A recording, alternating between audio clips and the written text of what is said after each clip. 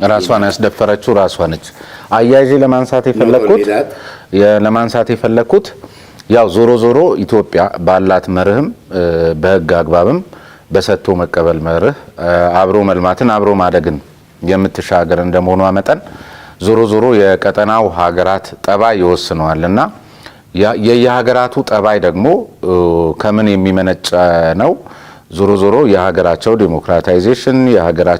ዲሞክራታይዜሽን መገለጫ የሆኑ ተቋማት ወዘተርፈ ነው። አንዱ የህዝብ ተወካዮች ምክር ቤት የሚባለው ነውና አንዳንድ ጊዜ ዝም ብሎ ፕሬዝዳንቶቹ በደጅ የሚያደርጓቸው ስምምነቶች ፓርላማው ሳያቅ ሌሎቹም እንዲህ አይነት ሲሰጣጡ ከዚህ ጠባይ የሚመነጭ ስለሆነ ትብብርን ፍለጋ ስንሄድ ምናገኛቸው እነዚህ ሀገራት ስለሆኑ ብዬ ነው።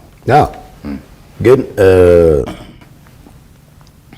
የተደፈረ ሉዓላዊነትም የተነካ የሶማሊያ ፌደራል ሪፐብሊክ ግዛታዊ አንድነትም በኢትዮጵያ በሚባል ሀገረ መንግስት ዛሬ ላይ የለም።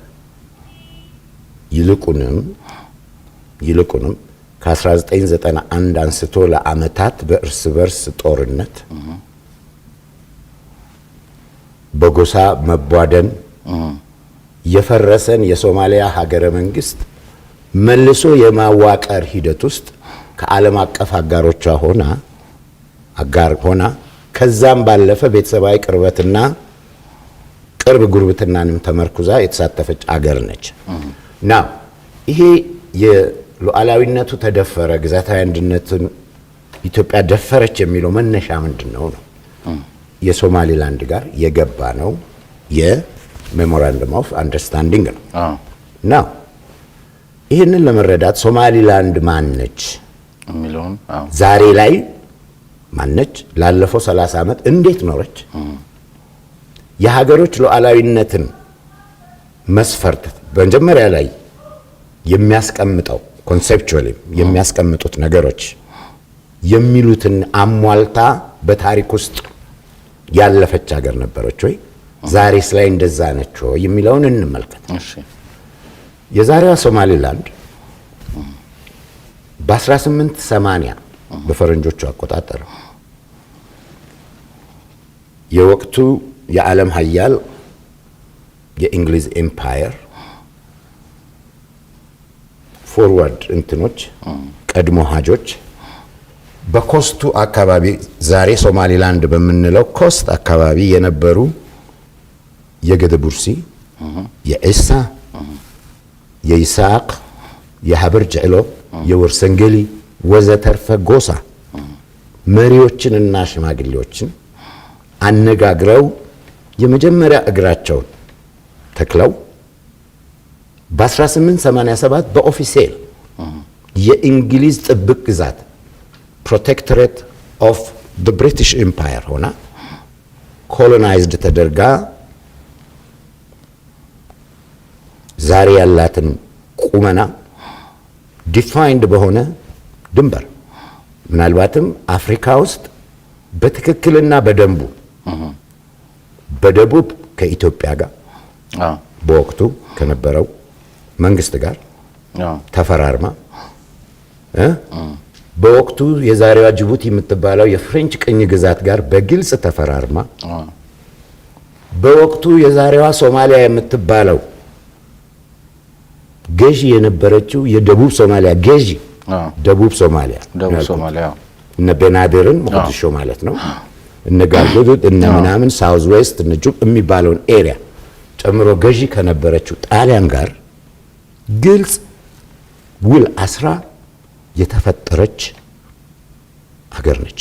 ምናልባትም በዓለም ላይ የተሰመረ ዲማርኬትድ የሆነ እንትን ያላት እሷ ነች ይላል። በተለይ በአፍሪካ ሌሎቹ ጋር ብዙም ስለማላቅ ና ይሄ ከሆነ በኋላ በ1887 እንዳልኩ በኦፊሴል የእንግሊዝ ፕሮቴክቶሬት ሆና ህይወት የጀመረች ሀገር ነች። ና ፋስት ፎርዋርድ በ1940 ለአንድ ዓመት ጣሊያን ደቡቡን የሚገዛው የዛሬውን የሞቃዲሾ ኢሊት የቃኘው አስተሳሰብንም ትርክትንም የተከለው ጣሊያን ሰሜኑን አጥቅቶ ለአንድ ዓመት የመያዝ እድል ነበረው። እንደ ሌላ ሀገር ነው የወረረው። ሊያስገብር ኦኬ። ያንን ግን ብሪቲሾቹ ተከላክለው በ1941 አንስቶ እንደገና ነፃ እስከወጣችበት ጁን 26 1960 በእንግሊዝ ቅኝ ግዛት ስር የነበረች ነች። በ1960 ጁን 26 ነፃ ስትወጣ የተባበሩት መንግስታትን ጨምሮ በወቅቱ ከቅኝ አገዛዝ ነፃ የሚወጡ ወይም ዲኮሎናይዝድ የሚደረጉ አገሮች በሚሰጣቸው የእውቅና መንገድ which is እንኳን ደስ ያላችሁ የተባለች ነች። በ35 አገራት አሜሪካንን ጨምሮ ኦኬ።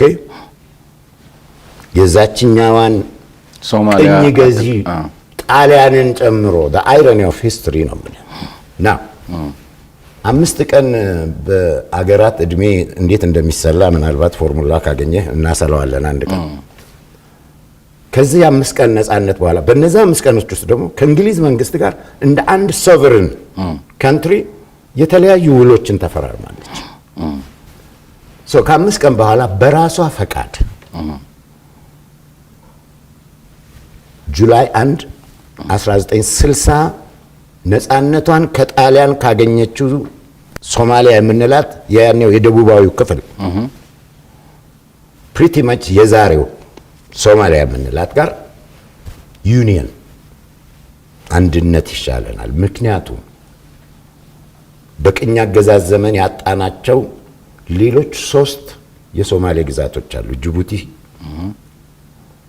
ሶማሊያ፣ ኦጋዴን ሶማሊያ፣ ኬንያ ሶማሊያ የሰሜናዊ ኬንያ ግዛት because የሶማሌ ብሔር ተወላጆች የሚኖሩባቸው ቦታዎች በመሆናቸው እነዚህን አንድ ላይ አምጥተን ታላቋን ሶማሊያ ብንመሰርት የበለጠ እንፋፋለን፣ እንለማለን፣ እናድጋለን ከሚል የሰሜኑ ቀድሞ ነፃ ወጪ ሀገር ሊቃን በጎ ፈቃድ ሄዱ። ይሄ ሂደት በወቅቱ በነበረው የሶማሊያ ፓርላማ እስከሚል ለተያዩበት እንደገና 19 አልጸደቀም። 1 2 በ1961 ዓመተ ምህረት ህገ መንግስት የሚል የጋራ የሁለቱን እንትን ተረቆ ሶማሊላንድ አብዛኛው ዜጋ ቦይኮት አድርጎት አብዛኛው ዜጋ ውድቅ ያደረገው ነው። ምክንያቱም የጥቅም ተካፋይነቱ የስልጣን ክፍፍሉ በግልጽ እንትን አላለም የሚል ቅሬታዎች እያደጉ በመምጣታቸው፣ ሁለተኛ የኮሎኒያል ኤክስፒሪየንሳቸው ዝም ብሎ ተሞክሮ ብቻ ሳይሆን አስተሳሰባዊ ቅኝታቸውንም መዋቅራዊ አሰራራቸውንም የተለየ እነዛኞቹ በጣሊያኑ ሲስተም እነዚህ በእንግሊዝ ሲስተም አድገው ተምረው እንትን ያሉ ናቸው። እነዚህ የፈጠሯቸው ግጭቶችና እንደ ባለቤትነት ያለ መታየትና በደቡብ የተለያዩ ማህበረሰቦች ጎሳዎች ብዙ ስልጣን ተወስዶና ሀብት በመወሰዱ ኩዴታ ተሞክሮ ነበር በ1961 በማ የሶማሊያ ጦር ሰራዊት ውስጥ አካል ሆነው በገቡ የሶማሊላንድ ተወላጅ መኮንኖች ያ በርግጥ ተመታ። 1969 ፋስት ፎርዋርድ ስንመጣ መሐመድ ሲያድ ባሬ ነፍሳቸውን ይማረው ወደ ስልጣን መጡ። የሶሻሊስት ፓርቲ መሰረቱ። somehow በብዙ ሶማሌዎችም ዘንድ የሶማሌ ከጎሳ የዘለለ ወርቃማ ጊዜ ብለው የሚያነሱት ምክንያቱም የሶሻሊስት አይዲዮሎጂን እንደ ግሉ በመጠቀም እንትን ያደረገበት መጣ። ፋስት ፎርዋርድ የ1977 በፈረንጆች አቆጣጠር ጦርነት የዛ የታላቋ ሶማሊያ ህልም ዋነኛ እውን ማድረጊያ ሂደት ተደርጎ ፈነዳ። በእርግጥ በመጀመሪያዎቹ የጦርነት ወቅት ሰክሰስፉል ነበረች የሶማሊያ ጦር። ምክንያቱም ሶማሌ የሆኑ ኢትዮጵያ ውስጥ የነበሩ ነዋሪዎችም ድጋፍ ስለተሰጠው ነበረ። ምክንያቱም በግዛተ አካል ውስጥ የተካተቱ እንጂ ኢትዮጵያ በምንለው የሀገረ መንግስት ህይወት ውስጥ የሉበትም። ከመበይተወር ባይተዋር ከመደረግ አደሪንግ የሚሉት ሆነው የቆዩ እምብዛምም እኔ ተካቻችነት የሚለውን ቃል እንደ ቸርነት እንደ ችሮታ ነው የማየው። በዛ እንኳን ደረጃ ተካቻች አልነበሩበት። ይሄ ቢሎንጊንግነስ የምትለው እኔን በእኛ ውስጥ ማየት አብኛነት ልንለው እንችላለን። ግን የራስህን አቅም ኖሮ በሌላ አካል በጎ ፈቃድ ውስጥ የነበረ ስለነበር እና ግፍም ስለተፈጸመ በዛ ጦርነት ውስጥ የካራምርናን ድል ስናነሳ እማናነሳው ጅጅጋ ላይ የተፈጠረ ብሩታል ድርጊት አለ።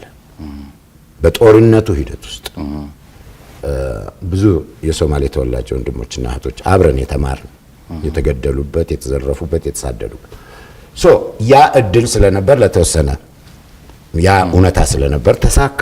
ግን ከአንድ ዓመት ባልሞላ ጊዜ ውስጥ ከሸፈሱ ትላንት በቅርብ ትላንቶች ኢትዮጵያና ሌላ ዓለም አቀፍ ወዳጆች ዳክረው እንዲቆም አድርገው ዛሬ ለማቅራራት የበቃው የሶማሊያ መንግስት የፈረሰው በዚህ ሽንፈት ማግስት ነው። የዓለም ደግሞ ሁለት ጎራም የሶሻሊስቱ ርዕዮት ተፈረከሰ። የሶማሊላንድን ህልውነት እውነትነት ኢትዮጵያ የፈጠረችው አይደለም። አንድ ሁለተኛ ሶማሊላንድ ዛሬ ከኛ ጋር እንዲህ አይነት የመግባቢያ ሰነድን ስትፈርም የፈረመችው ተገንጠይ ብለን ስላበረታታናትም አይደለም፣ መገንጠልም አይደለም። the best concept ቀድሞ ነገር ሀገሩን አይቆየች ነው። ሪክሌም ነው እያደረገች ያለችው ሶማሊላንድ። ይህንን የሶማሊላንድ ምሁራን የተለያየ ጽሁፍ አላቸው። ዓለም ፍርድ ቤት ቢቆሙ የሚረቱበት ነው። ለዚህ ነው በኢፌክቲቭ ሶቨርኒቲ መሬት ላይ በተጨባጭ በኤክሰርሳይዝ በሚደረግ ፓወር ከለካው ኢትዮጵያ የጣሰችው የሶማሊያ ሉዓላዊነት የለም እምለ አንድ ዲጁሬ በሚባለው ደረጃም ከህግ አንፃር በሚቀመጥ ሉዓላዊነትም ኢትዮጵያ የጣሰችው የሶማሌ ሉዓላዊነት የለም። ምክንያቱ ሶማሊያም ያለፉትን 30 ምናምን ዓመታት ሞቃዲሾ ማለቴ ነው በምንም ማስረጃ ሶማሌላንድን ስታስተዳድርም ሆነ ስትቆጣ ስትቆጣ በዲፋክቶም ደረጃ በዲጁሬም ደረጃ ያ የኮሎኒያል ኤክስፒሪየንስ ተሞክሮ የተለየ ማንነት ቴሪቶሪ የዛ አካል ነኝ ብሎ ራሱን አይደንቲፋይ የሚያደርግ ህዝብ ያላት ሀገር therefore ከዚህ በመነጨ ሉዓላዊነት አላት ሊባል የሚችል ከህግ አንፃር በመሆኗ ለአምስት ቀንም ቢሆን 5 ቀን ስንት ዓመት ነው ለመንግስታት የሚለው ለሚያቋስሊዎች እንተውና ለነዛም ቢሆን ኤክሰርሳይዝ ያደረገች ሀገር ዛሬ ላይ ሪክሌሚንግ ዳት ሶቨርኒቲ እንጂ አዲስ ነገርን ያልፈጠረች እንዳልከው ላለፉት 30 ዓመታት 33 32 ዓመታት ኢንፋክት አሁን 34 ሊሆን 25 ይመጣል። ከሜይ 1991 አንስታ ብሩዕ ዲክላሬሽን ይባላል ነፃ የነበረች አገር ጋ ነው እውነታውን አገናዝበን ጥቅማችንና ፍርሃታችንን ተንተርሰን እኛም የቸገረንን እሷም የቸገረናትን ሊያሟላልን ይችላል ያልነውን ኤምኦዩ የፈረም ነው። እስከ ዛሬም ሲንከባለል የቆየው ይሄንኑ ለዛሬ ሞቃዲሾ ገዢ ልሂቃን አስረድቶ ጠላታዊ ስሜትነት እንዳይኖር መነሻችን ይሄ ነው። ከሶማሊላንድ ጋር ያላችሁን እጣ ፈንታ እናንተ እንደፈለጋችሁ ተነጋገሩበት። ሌላ አማራጭ ካለ አክቹዋል ኤክሰርሳይዝ የምታደርጉት ሶቨርኒቲ ፓወር ኤክሰርሳይዝ የምታደርጉ ከሆነ ለኢትዮጵያ ከሶማሊያ እስከ ላይ አሁን እኛ የምንፈልግበት አካባቢ ድረስ ያሉ ወደቦችን ዲጁሬ የኔ ነው የምትለው አይደል? እኛ ዲፋክቶ ነው ችግራችን። ዲጁሬም ካእሺ ይኑርሽ ዲፋክቶ እስቲ ሰተሽ አሳይን ተብላ መልስ የሌላት ነች። ከዛ ውጪ 1900 ኪሎ ሜትር የራቁ ወደቦችን ምናምን እሱም ወታደር እንዳይጨምር የመግባቢያ ስምምነት በተመለከተ እንግዲህ በቀደም ሲል ዲጁሬም ዲፋክቶም ያነሳ ነው ጉዳይ እንደተጠበቀው ነው። በሶማሌ ሞቃዲሾ በኩል ያው ቀደም ሲል ያነሳ ነው ከጎሳ ጋር የተያዘ አስተዳደራዊ መዋቅር ውስጥ ምናልባትም ፓርላማው ላይም ተመልክተናል። የአሁኑ ፕሬዝዳንት ኢቭን በሚገዙበት ቀደም ሲል ደቡባዊ ክፍል ያልነው የእሳቸው ጎሳ የእሳቸው ውክልና በሚገኝበት አካባቢ ላይ ከሚገኙት 5 ጎሳዎች 4ቱ ተቃውመዋል። የኢትዮ ሶማሌላንድን ስምምነት በተመለከተ ሶማሊያ ሞቃዲሾ የያዘችውን አቋም ተቃውመዋል።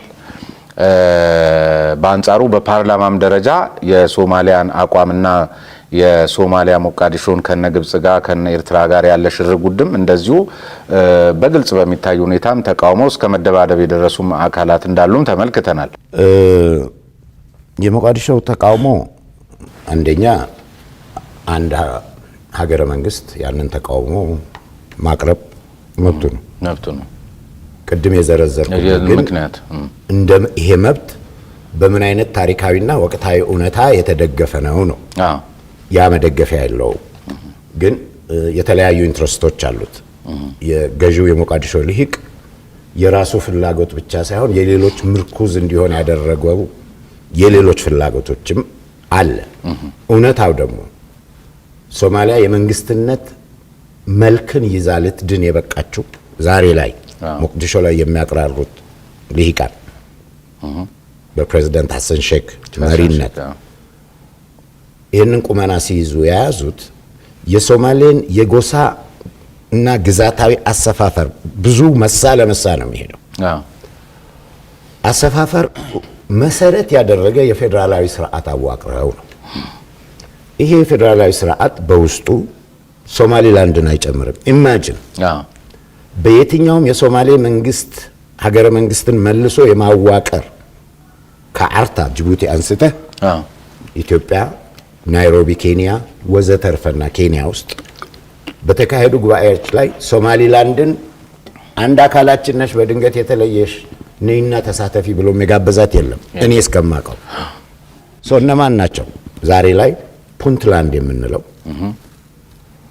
ዋና ከተማው ጋሮዌ የሆነው የደቡብ ምዕራብ የምንለው ሳውዝ ዌስት እና ዋና ከተማው ባይዳዋ የሆነው በሶስተኛ ደረጃ ጁባላንድ የምንለውና ኪስማዮ ዋና ከተማ የሆነው እነ ጋልሙዱድ እነዚህን እነ ሂርሸቤሌን ያካተተ ነው። ሐሰን ሼክ ለሁለተኛ ጊዜ ነው ወደ ፕሬዝዳንትነት የመጡት።